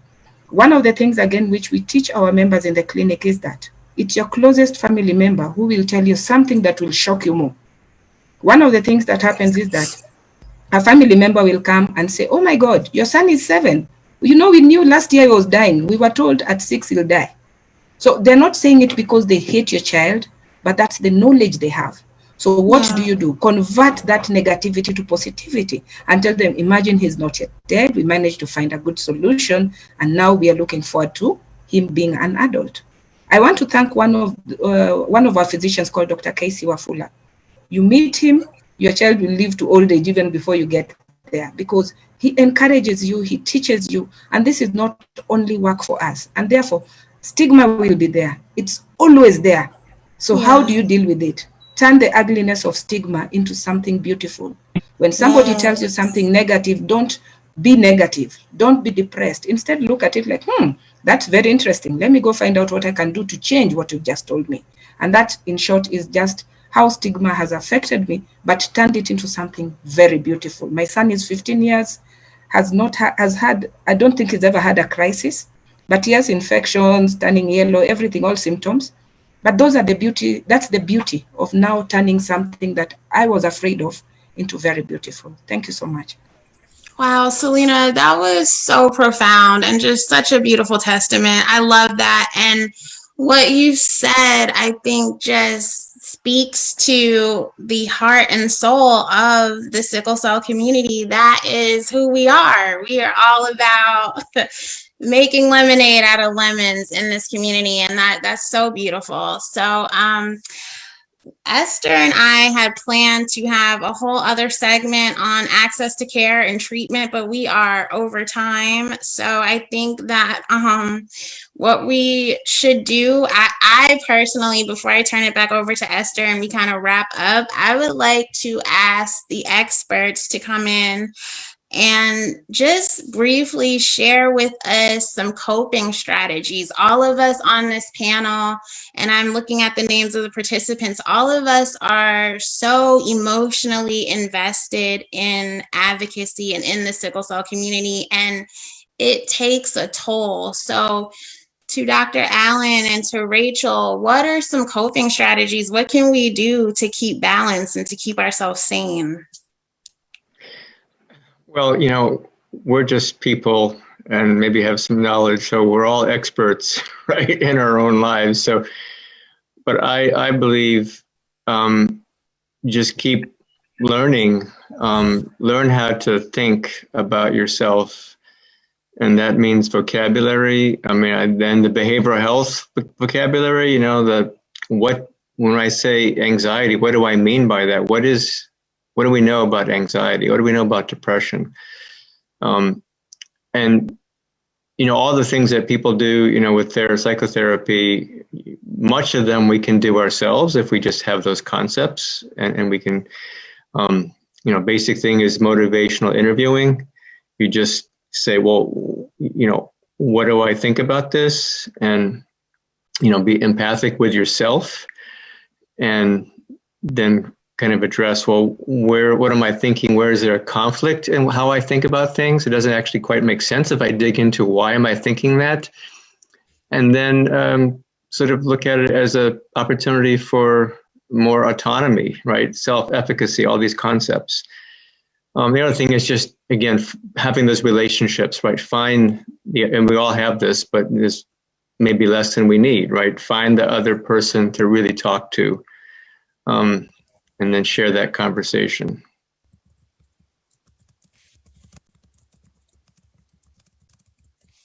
All right, I will come in. I just want to take you back to my slides. There's a slide that I was talking about grief and loss. So with grief and loss, sometimes it's called bereavement.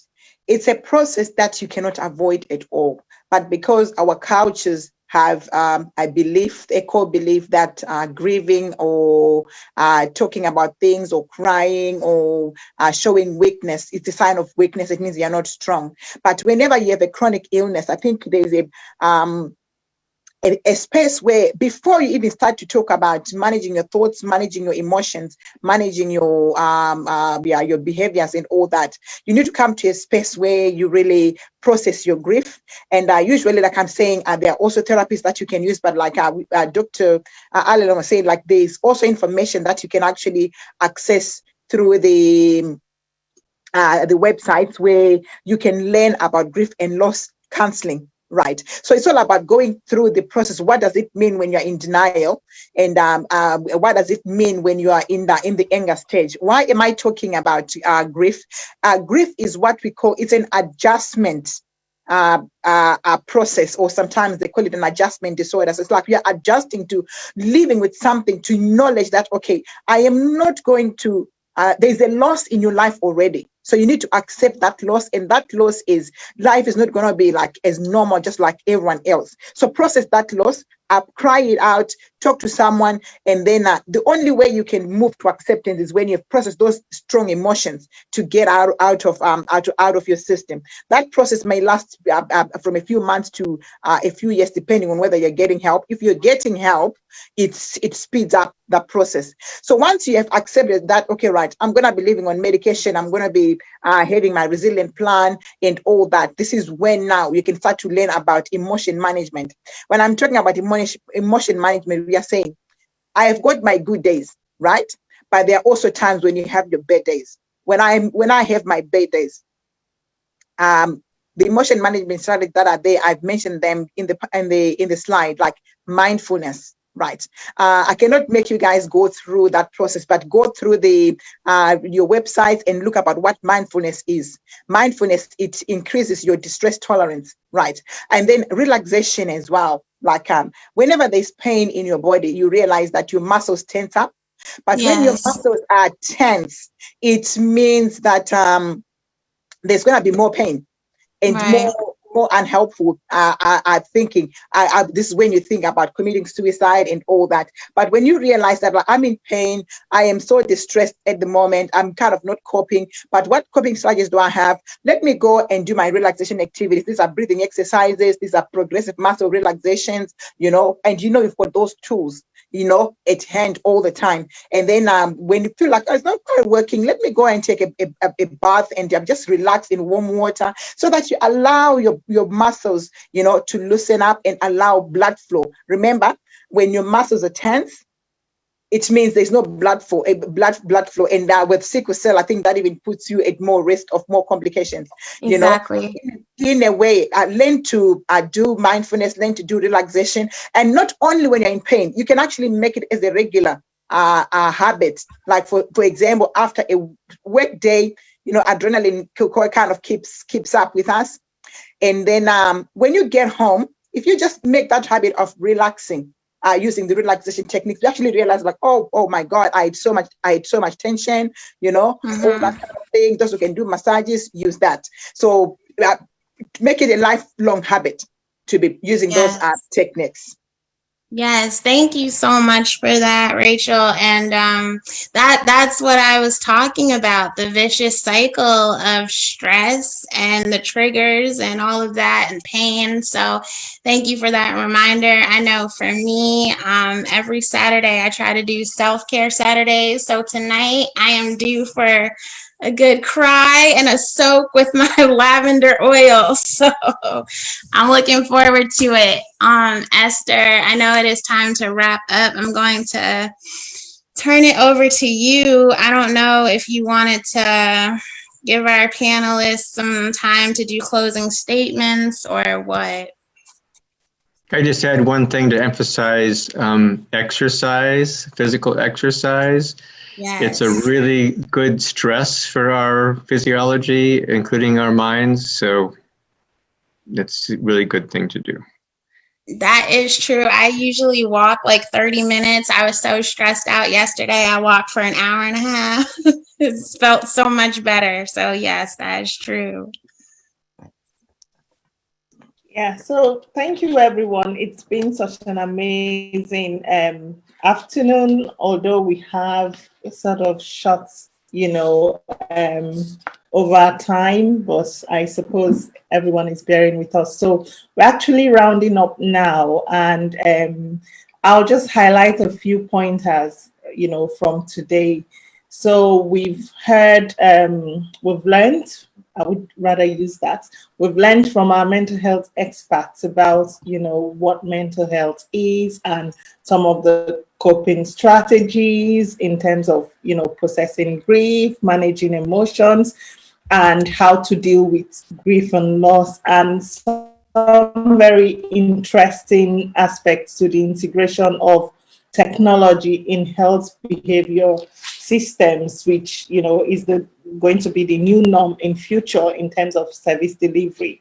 So we've also heard from patients' experience of dealing with mental health and some very great testimonies. We've heard from our carers' perspective of burnout and how they've managed through this. And we've also talked about how to challenge stigma attached to mental health and sickle cell in terms of some of the aspects Dr. Allen and Rachel would have covered in terms of accessing psychotherapy or social support and all of that.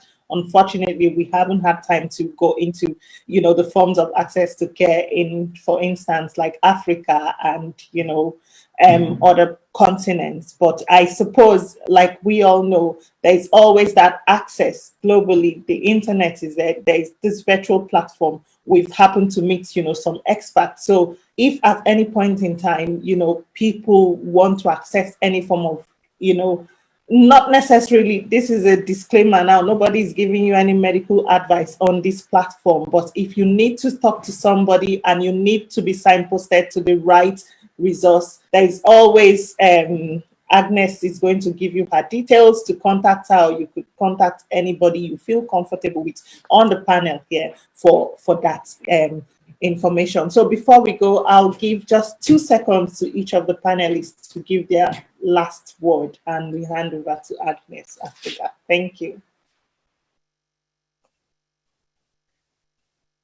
So can we start with Dr. Allen, please, and Rachel. Then we go to the carers, and we end up with the warriors, please. Thank you.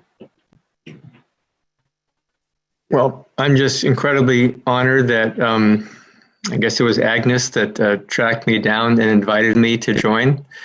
Yes. I'm very glad that I am, and really hope to keep on working with all of you. To me, the fundamental thing is the relationships that we have and keep expanding and building on. And of course, I'm going to put, and we want those to be measurement based, right? And driven by data. So thank you all. Thank you. Rachel. No worries. My in words of encouragement to you is that having sickle cell is not a death sentence, and it's also not, it doesn't mean inability. So what we are saying is that we will have our times and our moments, down moments, but we always recover all the time. So I'm encouraging you to build your resilience plan. How can I build my resilience so we can still live positively with sickle cell, not negatively with sickle cell? They are two different things. Yes. Thank you. Selena, over to you, please. Hi. I thought I was last as I was in the other one. So anyway, my closing statements. First is to thank the entire panel, thank the organizers and everybody else for this wonderful session. I feel lighter today. I came in heavy, but now I'm lighter. So my closing statement is just that I wrote them down. Mental health contributes a lot in the well-being of sickle cell disease, so let's not forget about that. Without proper self-care, one can go down very fast. So Tiona, we are with you. As you're doing your self-care, remember us. Then caregivers need to be yeah, caregivers need to be on top of the game, even if it's demanding. You need to be on top of that game. It's demanding, but you need to be on top of it.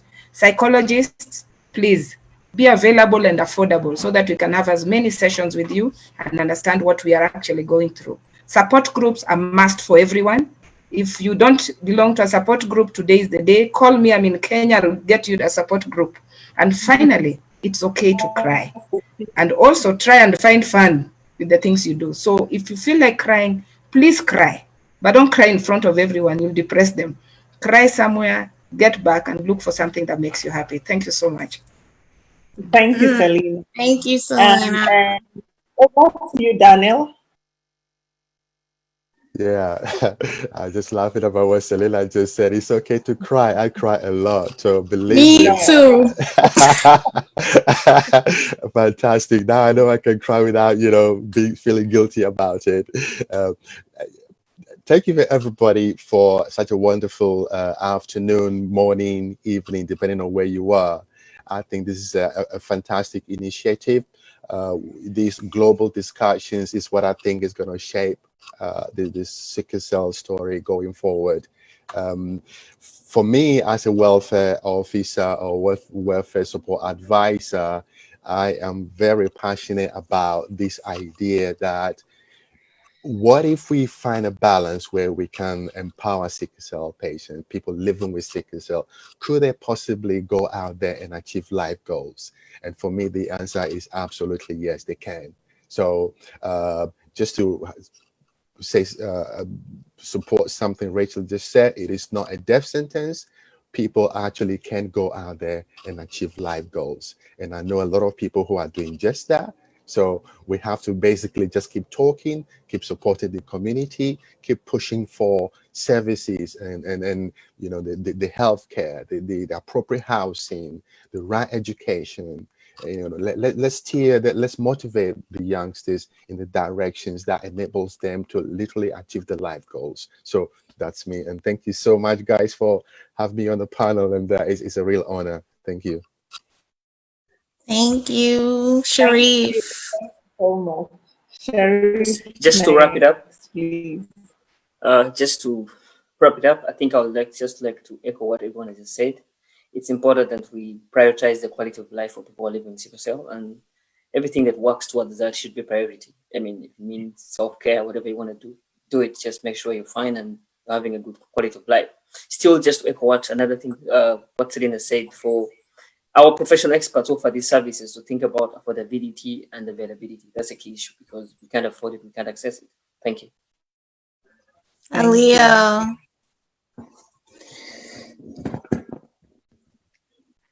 Okay, thank you. Thank you, everyone. What I would say, my final words will be: let's keep talking. Let us accept it is of our lives, and let us accept who we are. Let us accept what is in us. Let's try to understand that we are not a liability in society, and also not here to stop anybody's life. The fact that sickle cell is a genetic disorder, no matter in the bloodline, is not a curse, and that have fun with our. Let us pursue our dreams and let us believe in ourselves. Thank you. Thank you, Aaliyah. Before we move on, I just wanted to, I got to get my final words. I just wanted to thank my panelists. You guys have been incredible. I'm so proud of you. This was amazing. I also feel so much lighter, and I also wanted to just give a message of hope and encouragement. I feel like this is a new day for sickle cell. There's all these therapies, there are all these advocates. It's time to right some wrongs. So I am so encouraged by everything and where we are today. I know we have a lot of work to do, but we're on the right track for sure. So I think it is time to bring in Agnes, and without her vision, none of us would be here. This is so beautiful. So Agnes. Wow. Woo, I'm shaking. Selena, that was powerful. Tiona, Esther, everyone, Dr. Alan, Sharif, Aliu, Daniel, Rachel, it was so lovely. People, can you please turn on the cameras? We want to see you. This was so wonderful, and yeah, a little bit of emotional when you are speaking, Selena. But I just want to thank you for us. Natalie is here as well. This was our dream, to just bring people together. We are sort of isolated. We are a continent, we are a country, we are very far away. The numbers are very small for people with sickle cell disease here, and we are trying to connect. And when people started connecting with us, we said, we've got the facilities, and why not open this for anyone who wanted to come and share their story? And for us, that's it. We won right there, because we've given this chance to everybody. Just come and share life with us. And one of the things that we really wanted, and we've always said that this organization was founded on the basis of talking. We started talking for the first 6 years, and it was all on social media. And for us to come from different parts of the world to have this, I think, our dream really is done. And we just thank you from the bottom of my heart. I've learned so much. I'm not going to go into detail to summarize. All the panelists have summarized very well. Esther, Tiona, you've done a good job. Session 4, the bar is high next week. So next week we are back. We've got, what do we have, Sylvia? I think you're on the panel next week. I was just looking at it next week. So we are back at the same time. And we have session 4. We have dedicated support for sickle cell warriors. And I think maybe we're going to take that access to care in next week as well, so that we can talk more, because that's also an important topic that we should discuss. Access to care is a very important topic as well. So seriously, I'm lost for words. Maybe just ask, I've seen that Dr. Kenneth Wafula, if we can see you again today, if you want to say a few words. Otherwise, we will wrap it up. Thank you so much, everyone. We are so humbled, me and Natalie. Natalie, you are here. Do you want to say a few words just to thank our panelists and our team? Hi, everyone. Thank you very much for the session. This was really wonderful. To the moderators, Tiona and Esther, you guys have done a really fantastic job. And we really thank our expert panelists, Rachel and Dr. Allen. Simply fantastic. The scoping strategies, couldn't ask for more. And for Dr. Allen as well, very excited to see you bringing technology along to help this public health issue.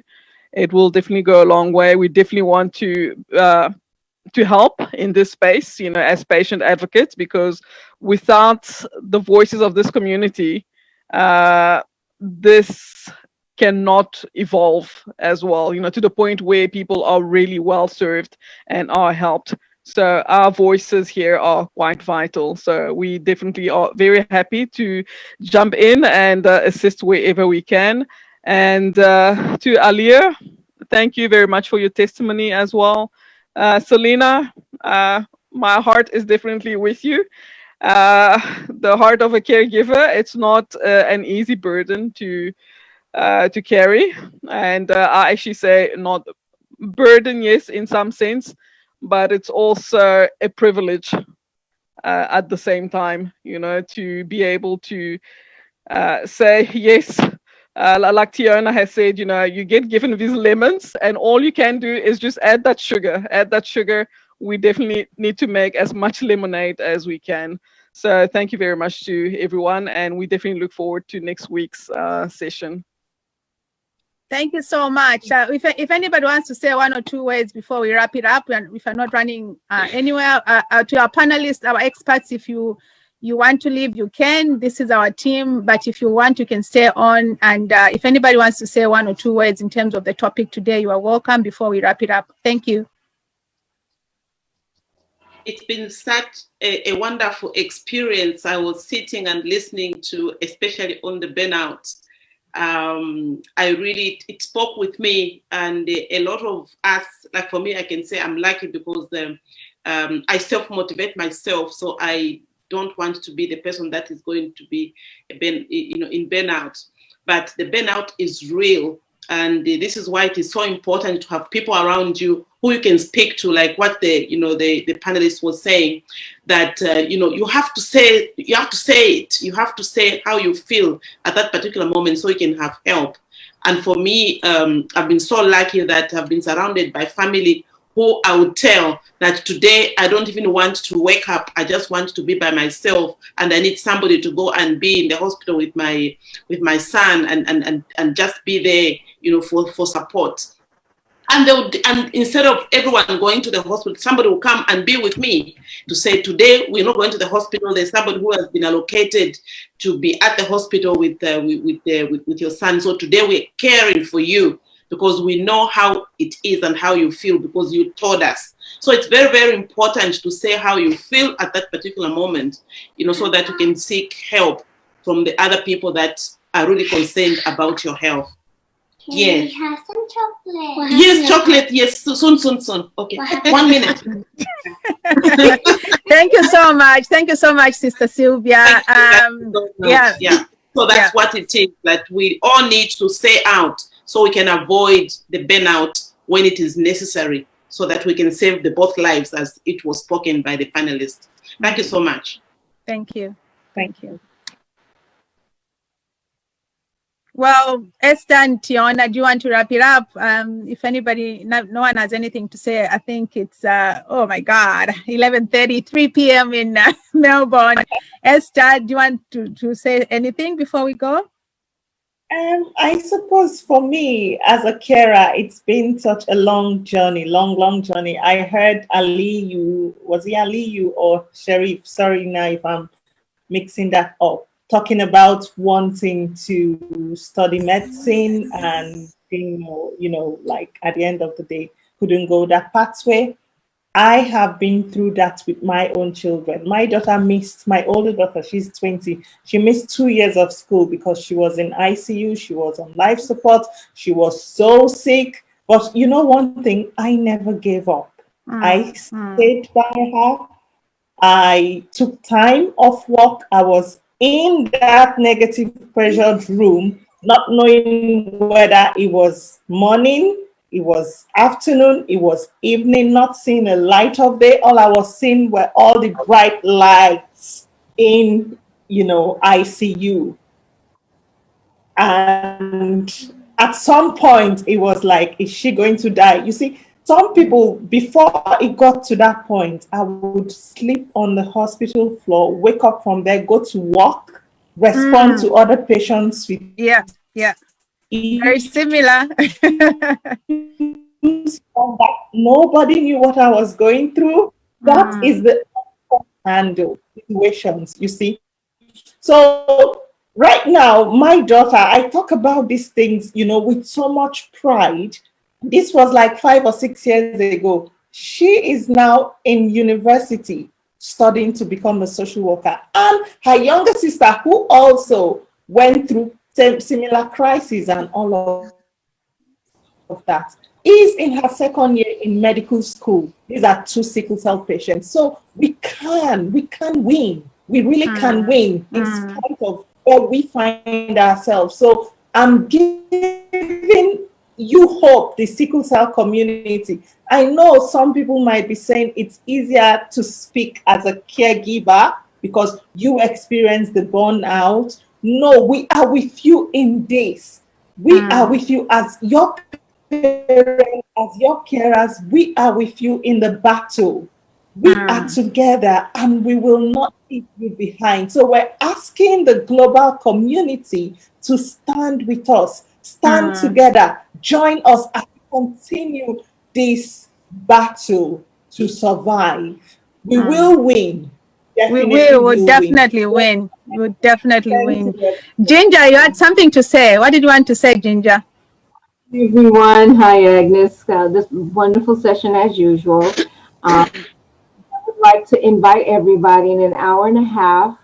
The Sickle Cell Thalassemia Patients Network in Brooklyn, New York is hosting a family fun day for Montefiore and Mount Sinai Medical Centers. Other hospitals are being invited too, but I see like Sylvia, you have the children there. We have a great lineup. We have some discussions that'll happen in the main room. And then we have breakout rooms with art, storytelling.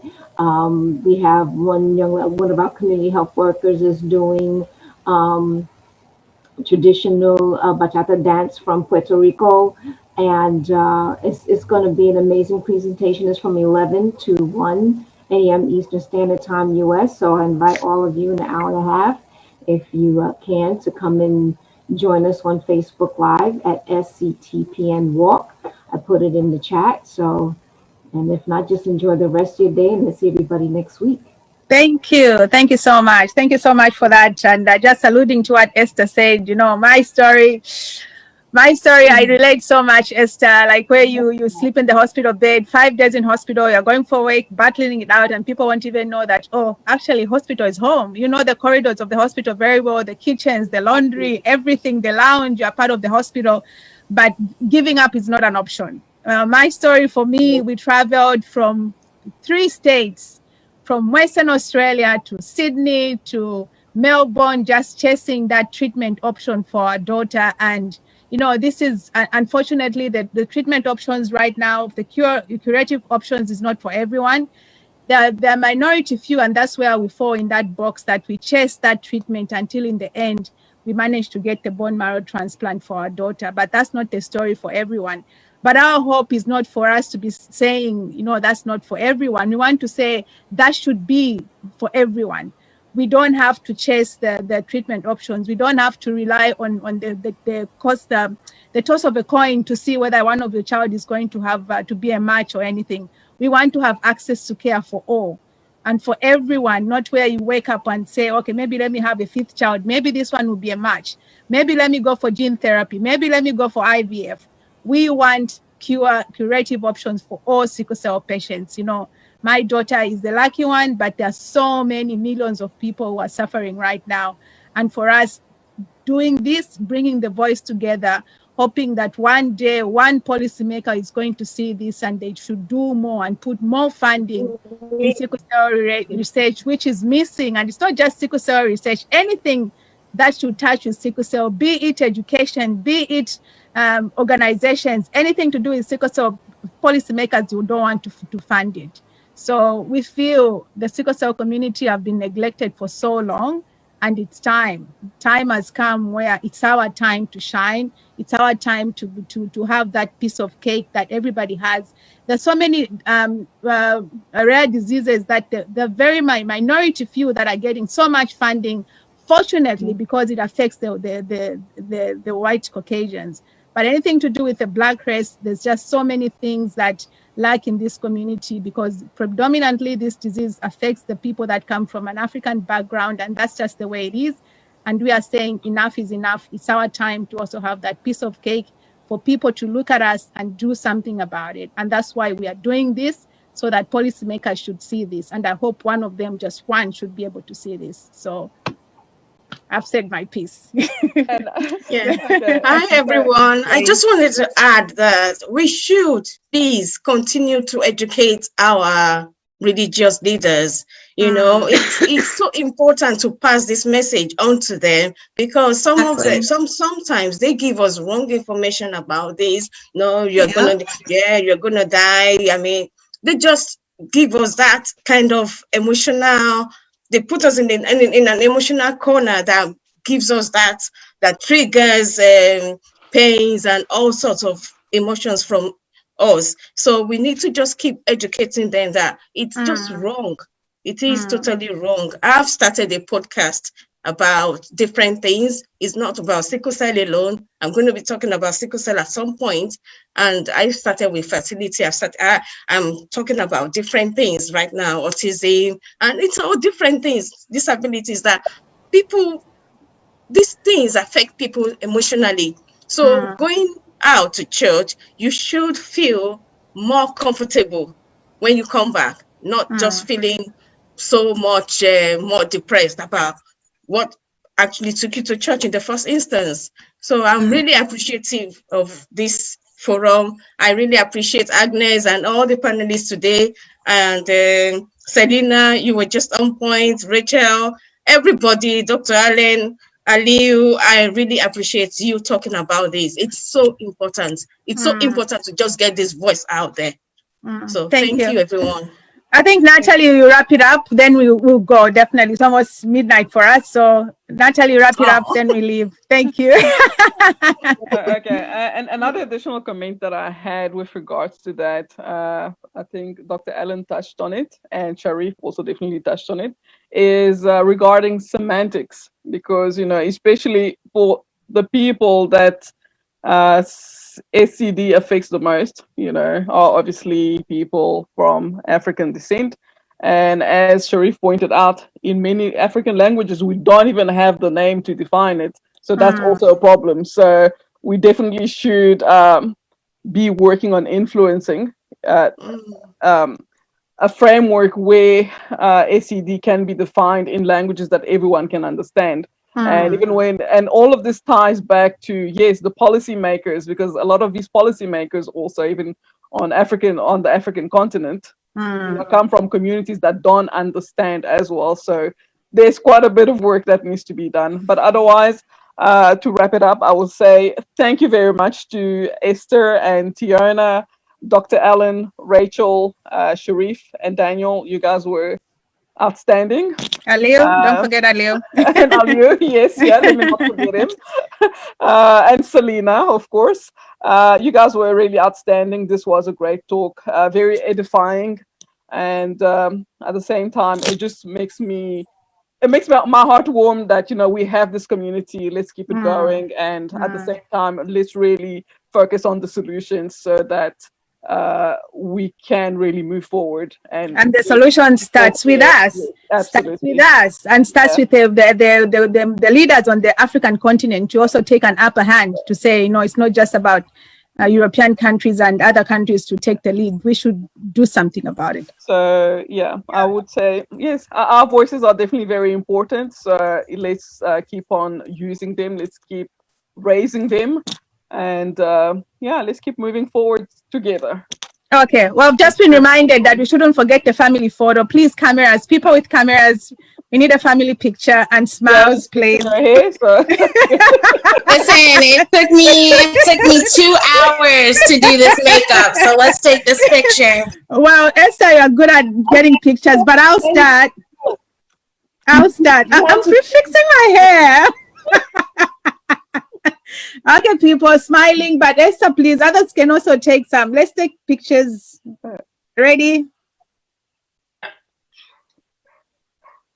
I hope everybody has got some. So thank you so much, guys. You know, this can go on and on and on and on. We've got so much to say. We've got 9 more sessions to come. Just come and brain and just speak your mind. And I think, I don't know whether somebody talked about where this is going. We are going to get a report after this, and everybody who is part of this group, we are about the 40 of us, we are taking that report to our policymakers and say, this is what the sickle cell community are saying. So at the end, we are going to get a report, and even if it's time, we just have to cut it short and take it to the person who's going to do the report for us. So thank you, everyone.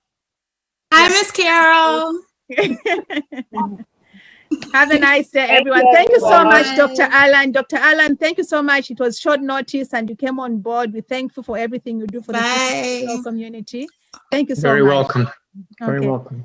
Thanks, everyone. Thanks for joining us. Thanks, Have a everyone. good night. Have a good Bye. day. Bye. Thank you.